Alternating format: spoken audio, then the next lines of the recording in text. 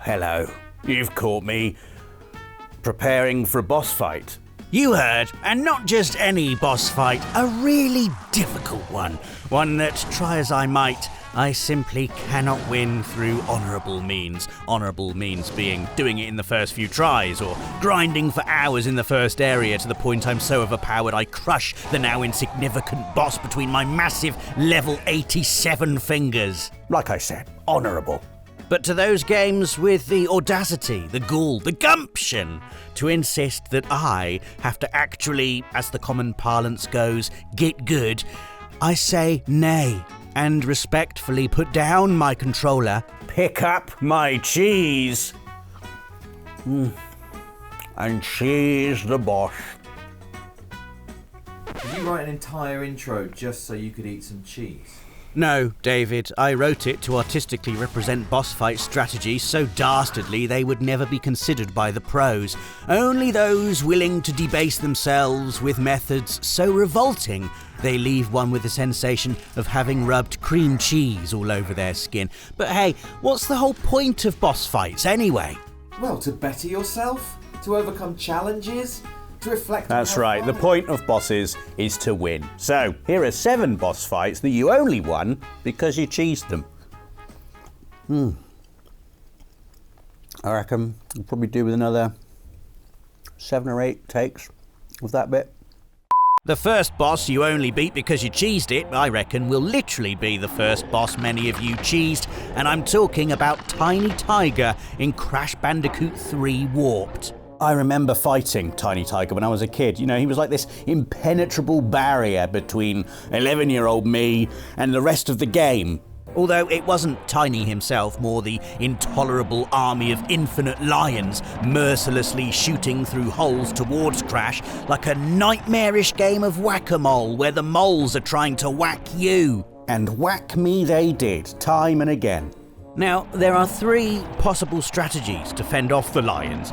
There's the honourable way, which is to skillfully dodge them all, the maverick method, which is to go offensive and spin them to death, although you do run the risk of your spin coming to an end right in the face of the next incoming lion, or there's the cheese route, which is to huddle in the corner where the lions can't reach you.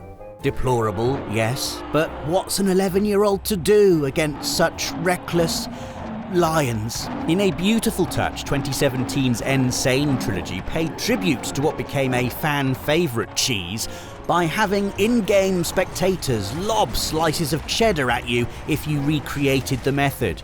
It was worth it then, and it's worth it now.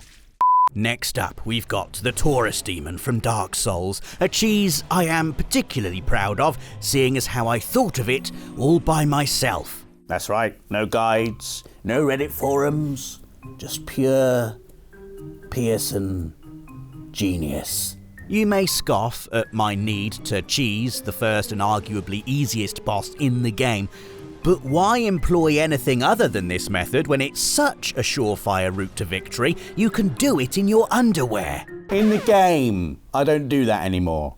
Not since that long, drawn-out saga with HR. Anyway, the method. Simply lure the Taurus Demon over to this tower and climb the ladder. Get a couple of firebombs in before he leaps up to join you. Immediately start climbing down the ladder and wait for him to hop back to the floor, at which point you climb back up, lob a couple more firebombs, rinse and repeat. No need to risk it with a falling attack. Just stay patient. Stay on the ladder, and even the very worst Dark Souls player can take out the Taurus Demon without suffering a nibble of damage. It won't even take you 5 minutes, and the Taurus Demon can't do jack about it.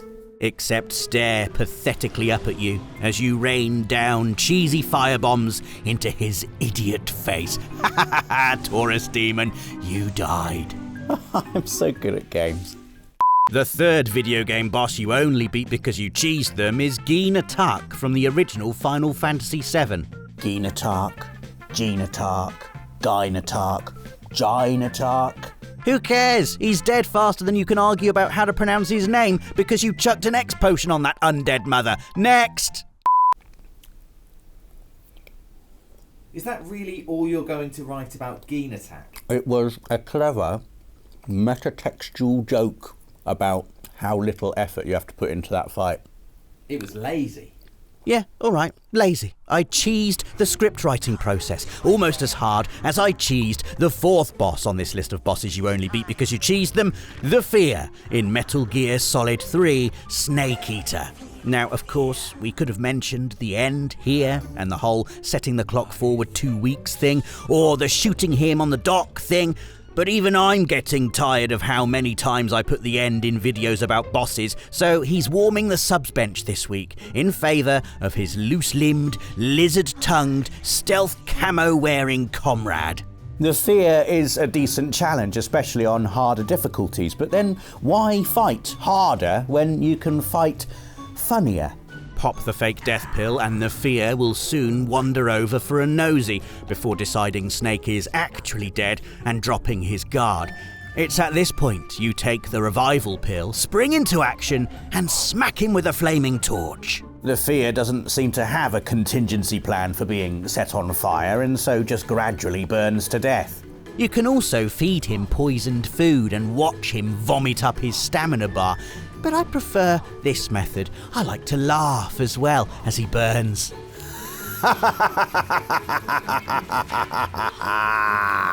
Pleased with my cheesy strat and resulting boss humiliation. The Fear is a boss made to be bullied. I almost feel sorry for him. Almost. The fifth boss you only beat because you cheesed them isn't actually a boss, but then the iconic village encounter near the start of Resi 4 is such a memorable set piece and brutal difficulty spike that it may as well be. Plus you've got the chainsaw-wielding Dr. Salvador if you really must put a sack-covered face on things. Now, I will admit that cheesing this encounter takes away all the fun. This isn't one of the most famous fights in video game history for nothing. A beautifully balanced medley of smashed windows, kicked ladders and desperate rooftop escapes, heads blown off by shotguns, acrobatic spin kicks, Leon grappling with enraged villagers as farmyard equipment is flung this way and that. This video isn't about fun, though, it's about getting it done. And one of the best ways to get it done is to climb the clock tower, stay close to the ladder so the floor doesn't collapse, and just headshot anyone who emerges until the bingo bell sounds. For extra cheese points, you can also shoot the bell from a distance, which triggers the sequence-ending cutscene early. So what that you miss out on a perfectly designed slice of action horror? You got to the next section unscathed and unthrilled. Just like the devs would have wanted. Penultimate entry now, and it's Father Gascoigne from Bloodborne, that infamous skill check of a boss that marks the end of many a hunter's journey through Yharnam. People love talking about Father Gascoigne, about how he's difficult only because he represents a philosophical shift away from the more conservative combat of other Soulsborne games, and instead forces you to embrace Bloodborne's more aggressive, parry-centric approach. Here are some Reddit comments I've made up, along with my impression of the people who didn't write them.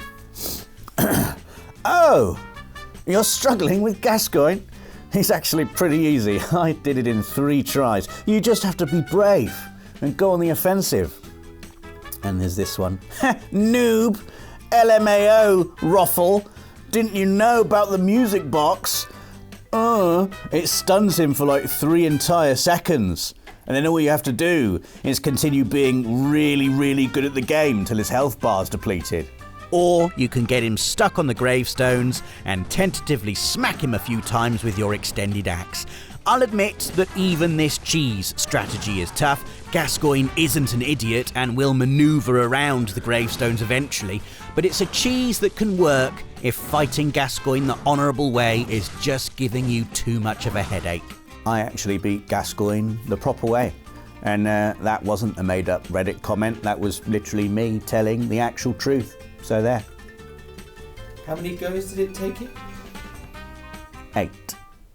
The seventh and final boss on this list of bosses you only beat because you cheesed them is the Capra Demon from Dark Souls, which takes the total number of Soulsborne bosses on this list to 3, But then, you know, them's the ones that need cheesing the most. Especially the Capra Demon, a notoriously brutal difficulty spike of a boss you're tasked with fighting in a very constricted area.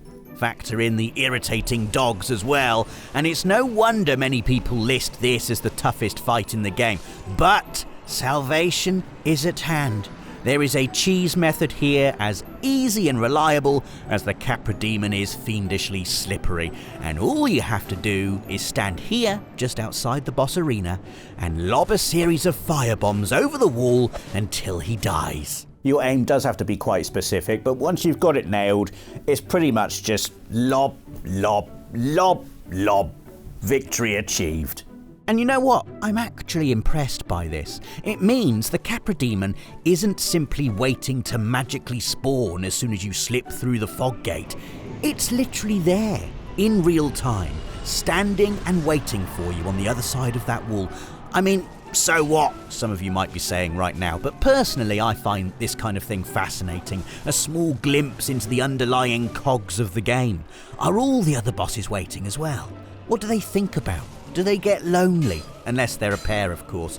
In which case, what do Ornstein and Smuff-Smuff-Smoo-Smaug talk about together? The correct way to pronounce Nattak, I suspect. Anyway, Capra Demon, firebombs, dead, you're welcome. And that was 7 video game bosses you only beat because you cheesed them. If you enjoyed this video, then please give it a like and consider popping a comment down below to talk about your favourite strategy and why it should be on our cheese board. And make sure to subscribe and click the notification bell so you're always up to date with all things PlayStation. Thanks for watching, and we'll see you again soon.